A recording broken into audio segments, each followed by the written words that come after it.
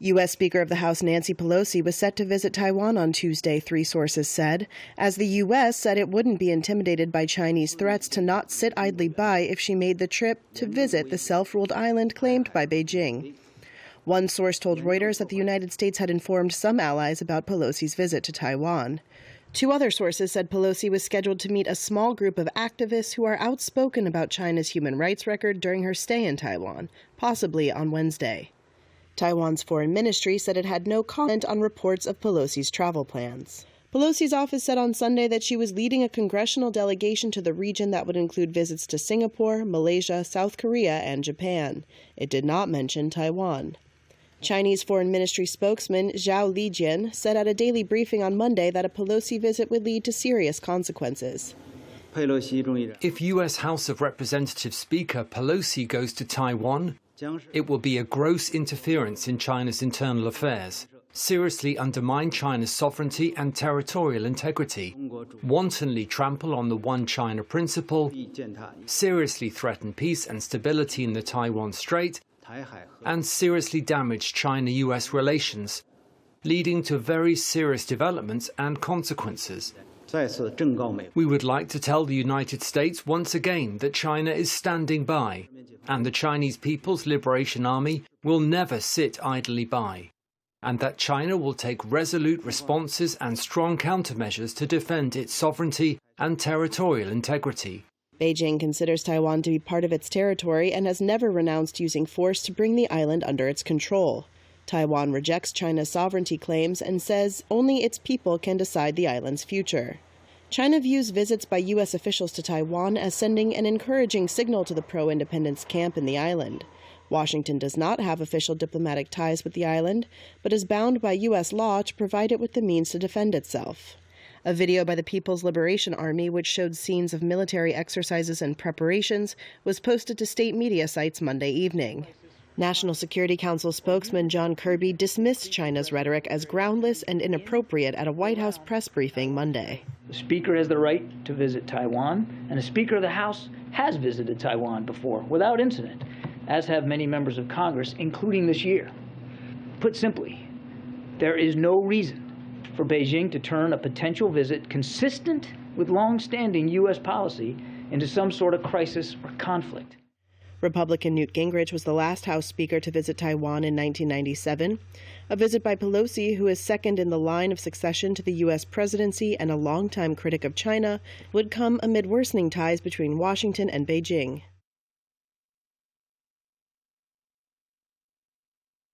Right, now let's head over to Singapore to speak to political analyst Mr. James M. Dorsey. James, thanks for joining me here on Anews. Always a pleasure to see you, sir.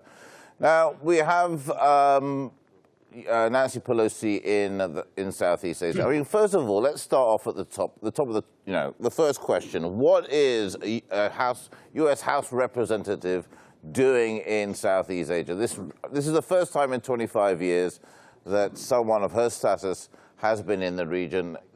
Is it just generally a hello, how are you sort of tour, or is there an ulterior motive?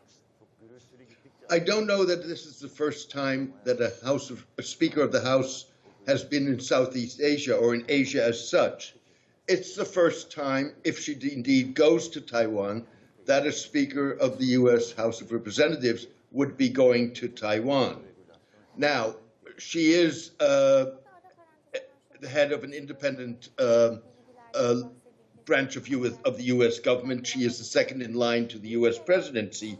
So in that sense, it would make perfect sense that she is engaged in foreign affairs as much as she would be engaged in domestic affairs in the United States. The tricky issue on this, and obviously this is a trip that with Singapore, Malaysia, South Korea, Japan, is aimed at strengthening relations with some of America's closest allies in the region. It takes on added significance because of the controversy over a possible stop in Taiwan. Yeah, I mean, we've heard mixed reports whether that there is going to be a stop in Taiwan. Some have said that there will, obviously. Some have said we don't know. Obviously, these things can't be talked about because of security reasons. But does China have a point in being a bit aggressive here or worried, perhaps? Well, first of all, I think there's more than security reasons here. There's a political balancing act going on in my mind. The United States is in a bind. If it backs down on a visit, even an unofficial visit to Taiwan by Pelosi, then it's going to be seen as caving into pressure from the Chinese, and it will be seen as such both by the Chinese and by the Republicans in the United States in an election year. And of course, if Pelosi does go, which looks like it's probable, then it will be potentially seen as a provocation and an escalation of already strained U.S.-Chinese relations.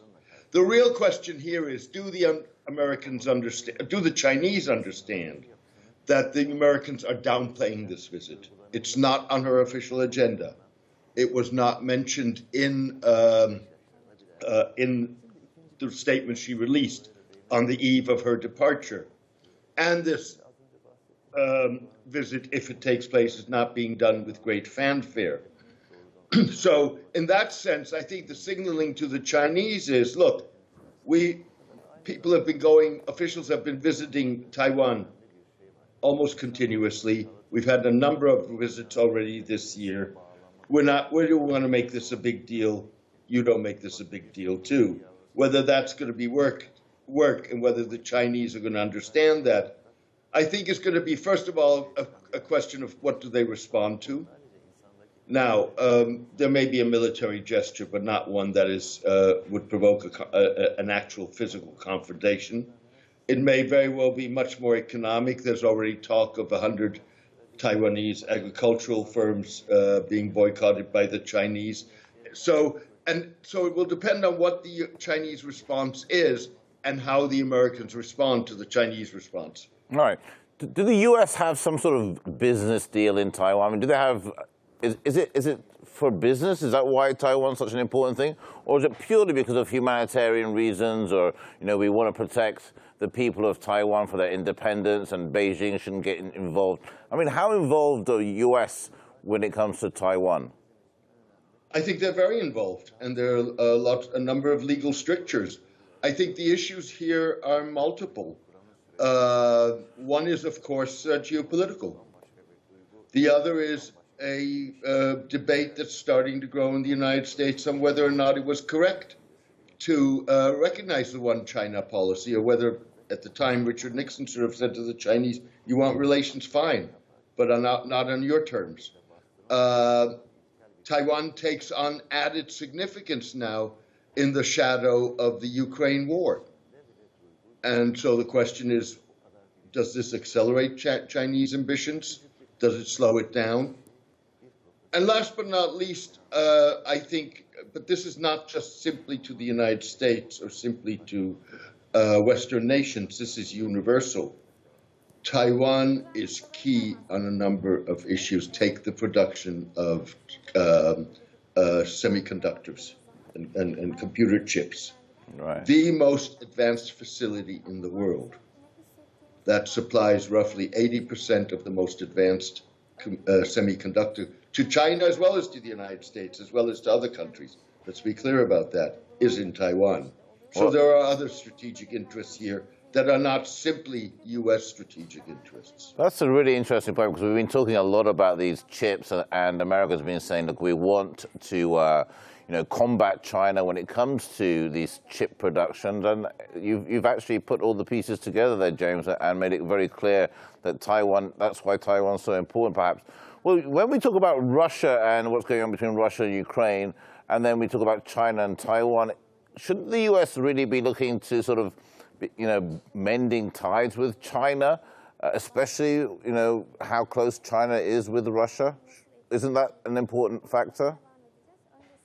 Well, I mean, first of all, I think, is there an interest in there being some sort of working relationship between between the United States and China? Absolutely. I mean, nobody wants to risk differences getting out of hand. and ending up in a military confrontation. Now, that is not to say that you have to give up principles for that. The problem, of course, is that what you're seeing right now, and you're seeing that on both sides of the divide, it's a demonization of the other. And so if the picture of your enemy is no longer a realized picture, but one that's been embellished by demonization, then you're really out on slippery ice. Okay. Well, we'll see how things pan out there. Looking forward, I mean, if we do find out that Nancy Pelosi does land in Taiwan, and the Chinese do some sort of, I don't know, just show some form of aggression, are we likely to see a quick retaliation from the U.S.? Or, I mean, as long as China flies in its own airspace, I'm sure that nothing will happen, right? I mean, we're not looking at World War III here, are we? I doubt it. I mean, we've had Chinese incursions into Taiwanese airspace before. No, in fact, multiple times. You had a Chinese incursion into Japan at the moment that Joe Biden was in Japan earlier this year, and the Americans weren't bombing Beijing in response. So I think that really a lot is I think that both China and the United States want to avoid a conflict, at least a military confrontation, at whatever price, and will be very careful in terms of how they respond to certain things. So the Chinese may very well respond. There may be an airspace incursion. There may be something in the Taiwan Straits, but I think that they're going to be careful to not cross the red line. And the Americans are going to be careful in terms of how they respond. Indeed, it's going to be interesting indeed.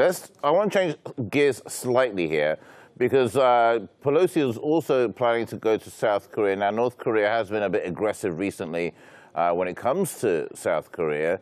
Could this trigger any form of sort of, I don't know, tensions again, or raise tensions between North Korea and South Korea, or because Pelosi's there?